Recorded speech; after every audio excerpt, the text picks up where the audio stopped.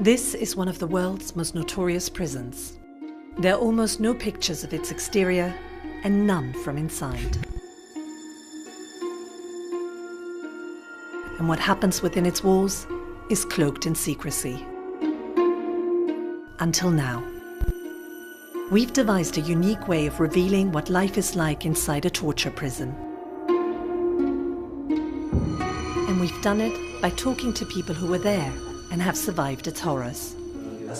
ذكرت في لحظة حلوة كل شيء سيء بحياتي ذكرته بالسجن يعني.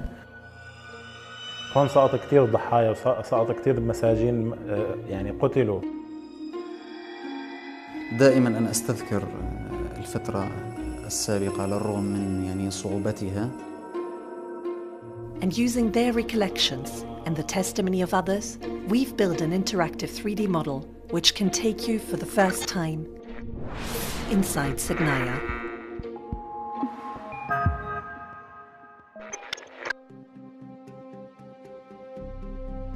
In a unique collaboration, Amnesty International has teamed up with Forensic Architecture of Goldsmith, University of London, to reconstruct both the sound and architecture of Sednaya prison, and to do it using cutting-edge digital technology to create our model. Starting frame, and then you navigate.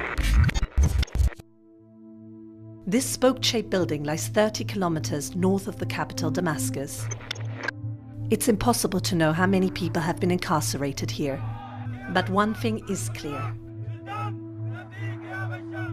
Since the beginning of the Syrian crisis in 2011, tens of thousands of people have been detained or disappeared by President Assad's government in a network of prisons like this one around the country.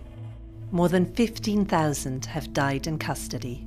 What is going on literally behind closed doors are crimes against humanity, systematic torture, widespread abuses, thousands of people who've died in the custody of the Syrian government since 2011. In order to understand this whole world that is this prison, we have to only rely on the memory of the people who have been there. Memory is the only resource within which we can start to reconstruct what has taken place. What does it feel like to be a prisoner inside Naya? Salam Othman, a lawyer from Aleppo, arrested for organizing peaceful protests in September 2011. 2 years, 5 months in Sednaya. أول ما وصلنا سمعنا أول شيء صراخ العسكر اللي كانوا موجودين هناك، يعني فرحتهم باستقبال سجناء. فأول ما فتحوا البراد كل عسكري مسك سجين ونهال عليه بالضرب. The model can take the user through both solitary confinement cells, group cells, to give a sense of how the detainees lived. It also allows you to navigate the internal structure of the prison and to hear, in a recreated way, some of the sounds that they would have experienced.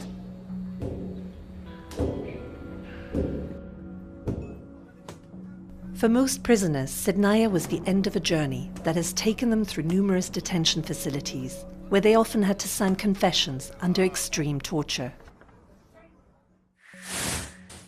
Jamal Abdu, a community worker from Damascus, arrested for helping civilians displaced by the crisis in 2012. 1 year, 5 months in Sednaya. أنا كنت شخص ما حملت سلاح على النظام، أنا كنت متظاهر سلمي، كنت أنظم المظاهرات. One by one, they sat down with our 3D computer modeler and sound specialist to return to the darkest of places. And through their painful memories, forensic architecture pieced together each detail to build a whole picture.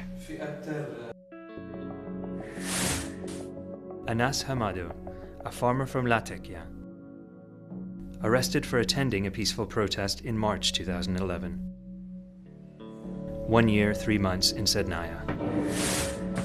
هون طبعا شلحنا ثيابنا كلياتنا يعدونا، بطيحة ترفع رجليك لفوق، طبعا بالكابل هون بصير الضرب.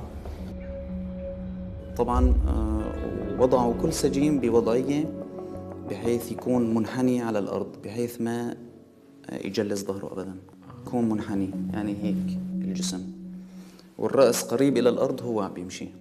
Torture under interrogation has perhaps been confined to the past. That's the intelligence agencies that have been doing that. And what we've heard about the situation in Sednaya is that the torture there is more just of a punishment. حطونا بالغرفة، أعطونا تعليمات إنه ما بصير يطلع صوت، ما بصير حدا يحكي، ممنوع كل شيء، ممنوع تشوف. نومك بأمر، وفيقتك بأمر، وأكلك بأمر، ودخولك على الحمام بأمر. وسكروا الباب ورانا. طبعا هن وقت سكروا الباب نحن يعني في شعور من الصدمة والوهلة الأولى، يعني في رعب إنه نحن وين. Overall, everything about Sednaya prison serves to destroy the detainee. The conditions, and they are horrendous conditions, the torture, and there are a range of torture techniques, particularly beatings, but also then acts of cruelty and humiliation that detainees face on a daily basis.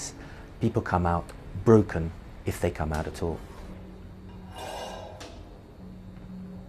لأنه وقت اللي يدخلوا الأكل إنه تحس معركة يعني الضرب، كل زنزانة يقتلوا يا رئيس الزنزانة يا أما بيطلعوا اثنين يقتلوهم، يعني بتسمع أصوات يعني قلبك بينزل على الأرض من كتر الضرب.